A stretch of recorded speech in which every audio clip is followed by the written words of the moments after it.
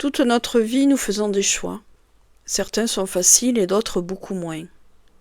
Nous choisissons un métier, un lieu où vivre, des amis, une manière d'aimer ou de croire. Mais parfois, la vie nous oblige à nous demander « Qu'est-ce qui passe avant tout dans ma vie ? Est-ce ma famille, ma santé, ma tranquillité, ma foi ou tant d'autres choses ?»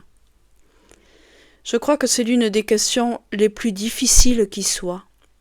Et c'est pourtant celle que Jésus nous pose aujourd'hui.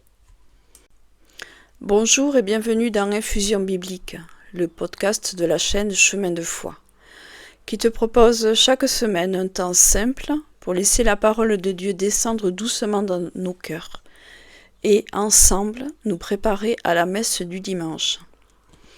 Si tu es nouveau ou nouvelle ou si ce n'est déjà fait, pense à t'abonner, à liker, à commenter et à partager ce podcast pour soutenir cette toute petite chaîne. Tu peux aussi, si tu le souhaites, partager en commentaire la manière dont toi, tu reçois ce texte. Ici, la parole est une, mais sa réception est plurielle. Qu'est-ce qui passe avant tout dans ma vie ? Cette question est immense. Et pourtant, c'est peut-être l'une des questions les plus importantes que Jésus nous pose aujourd'hui. Alors, comme d'habitude, je t'invite à t'installer confortablement et à prendre un temps calme pour écouter pleinement la parole. Évangile de Jésus-Christ selon saint Matthieu, chapitre 10, versets 37 à 42. Celui qui aime son père ou sa mère plus que moi n'est pas digne de moi. Celui qui aime son fils ou sa fille plus que moi n'est pas digne de moi. Celui qui ne prend pas sa croix et ne me suit pas n'est pas digne de moi. Qui a trouvé la vie la perdra, qui a perdu sa vie à cause de moi la trouvera. Qui vous accueille m'accueille, et qui m'accueille accueille celui qui m'a envoyé. Qui accueille un prophète en sa qualité de prophète recevra une récompense de prophète. Qui accueille un homme juste en sa qualité de juste recevra une récompense de juste. Et celui qui donnera à boire même un simple verre d'eau fraîche à l'un de ses petits, en sa qualité de disciple, amen, je vous le dis, non, il ne perdra pas sa récompense. Acclamons la parole de Dieu.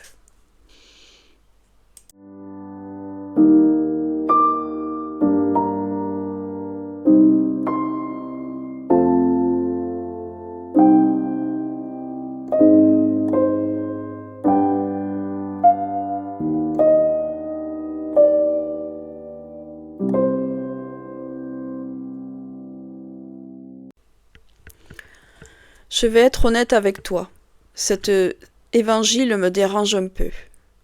Quand Jésus dit « Celui qui aime son père ou sa mère plus que moi » ou encore « Celui qui aime son fils ou sa fille plus que moi », je trouve ces paroles extrêmement dures parce que j'aime ma famille, parce que j'aime mes proches et parce que je ne crois pas que Jésus nous demande d'aimer moins.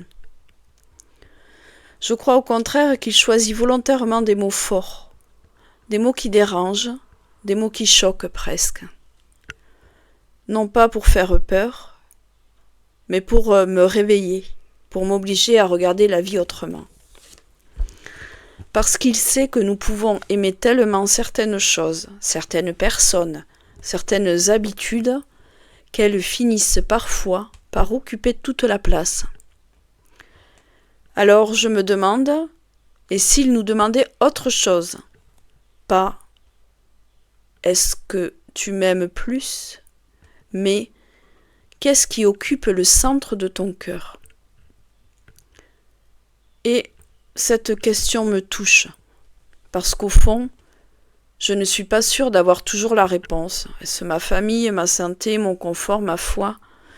Mais peut-être que par ces mots, Jésus veut simplement nous faire bouger, me faire regarder ma vie autrement, remettre les choses dans une perspective différente, me rappeler que ce qui est au centre de ma vie finit toujours par orienter mes choix, mes peurs, mes joies et aussi ma manière d'aimer. Mettre Dieu au centre, ce n'est pas aimer moins les autres, mais c'est simplement apprendre à les aimer autrement. Si mettre Dieu au centre est déjà exigeant, ce que Jésus dit ensuite l'est encore plus, car il ne promet pas une vie facile, il parle d'une croix à porter. Quand Jésus dit « Celui qui ne prend pas sa croix et ne me suit pas n'est pas digne de moi »,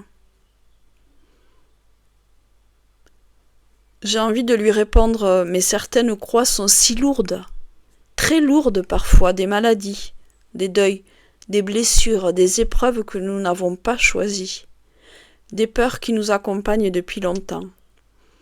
Et j'aime que Jésus ne fasse pas semblant. Il ne dit pas « tout ira bien », il ne dit pas non plus « tu ne souffriras jamais », il ne dit pas encore « ce sera facile », au contraire, il parle de croix. Il sait donc qu'il y aura des renoncements, des incompréhensions, des jours où l'on aura envie de tout laisser tomber. Mais il ne dit pas « porte ta croix tout seul ». Non, il dit « suis-moi ». Et pour moi cela change tout, parce que la croix n'est pas le but. Le but, c'est de suivre Jésus. Prendre sa croix, ce n'est pas aimer souffrir, ce n'est pas non plus rechercher l'épreuve, et ce n'est pas tout comprendre. C'est peut-être accepter que la vie ne soit pas parfaite, accepter nos blessures, nos doutes et nos fragilités. Et malgré tout, continuer de marcher à côté de Jésus, de le suivre. Alors peut-être que suivre Jésus, ce n'est pas ne plus avoir de croix, mais c'est accepter de ne pas la porter seule. Et puis, sans que l'on s'y attende, Jésus quitte les grandes paroles. Il ne parle plus de père, de mère, de vie, ni même de croix. Il revient à un geste tout simple, donner un verre d'eau fraîche. Et je trouve cela magnifique. Parce qu'au fond, ce qui passe avant tout dans ma vie, ce n'est peut-être pas ce que je dis, ce n'est même pas ce que je crois. C'est ce que je choisis de faire de cet amour que Dieu met en moi. Et Jésus me dit, commence simplement, offre simplement ce que tu as, même un simple verre d'eau fraîche. Un verre d'eau fraîche, je trouve cette image magnifique et marquante, parce qu'il ne s'agit pas d'un miracle, il ne s'agit pas d'un exploit, mais simplement d'un geste simple. Ce qui me marque également, c'est que Jésus ne dit pas seulement un verre d'eau, non, il dit un verre d'eau fraîche, une eau qui désaltère, qui soulage la soif, qui fait du bien, une eau qui donne un peu de force à quelqu'un qui a soif. Et je crois que c'est cela qu'il attend de nous. Pas des choses extraordinaires, pas des exploits spirituels, mais une foi qui devient concrète. Une présence, une écoute, un peu de temps, une parole qui relève, un geste qui apaise. Parce qu'au fond, mettre Dieu au centre de sa vie, ce n'est pas accomplir des choses extraordinaires. C'est peut-être simplement laisser cet amour devenir concret dans nos paroles, nos choix, dans notre manière d'aimer, et jusque dans les gestes les plus simples. Alors aujourd'hui, Jésus ne me demande peut-être pas d'être à la hauteur. Il me demande plutôt ce que j'ai à offrir. Et peut-être que, même si cela me semble peu, eh bien, cela suffit Pour commencer, au début de ce podcast, je me demandais qu'est-ce qui passe avant tout dans ma vie. Et je crois que Jésus ne me demande pas aujourd'hui d'abandonner ce que j'aime.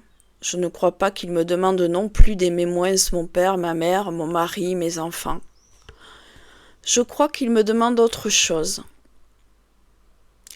Je crois qu'il me demande qu'est-ce qui occupe le centre de mon cœur. Et peut-être que mettre Dieu au centre, ce n'est pas aimer moins les autres, c'est apprendre à les aimer autrement. Alors non, je ne pense pas qu'il s'agisse d'abandonner père et mère, fils et filles.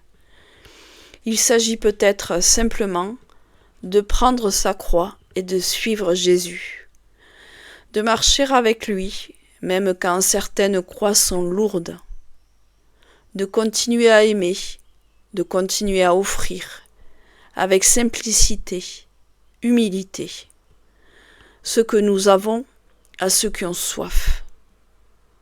Et peut-être que, au fond, c'est cela, faire passer Dieu avant tout. C'est sur ces mots que se termine ce podcast. Comme chaque semaine, je te souhaite de passer une belle semaine. Je souhaite que cette parole continue de t'accompagner dans ta vie de tous les jours. On se retrouve mercredi prochain pour un nouveau temps d'infusion biblique. Que Dieu te bénisse et te garde dans sa paix.